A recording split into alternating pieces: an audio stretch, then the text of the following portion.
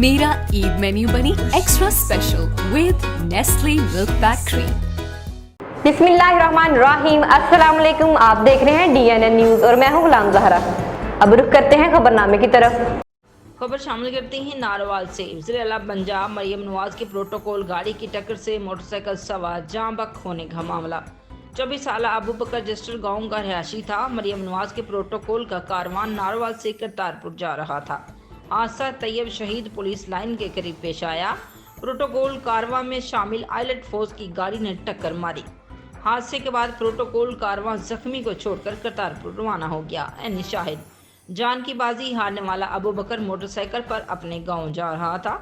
हादसा तेज रफ्तारी के बायस पेश आया। ऐनी शाहिद, पुलिस ने जाँ बक होने वाले नौजवान के कज़न की मदयत में मुकदमा दर्ज कर लिया। FIR में साफ लिखा है कि अबू बकर को सरकारी गाड़ी ने टक्कर मारी है। अब तक के लिए इतना ही। मजीद खबरों के लिए हमारे साथ रहिए।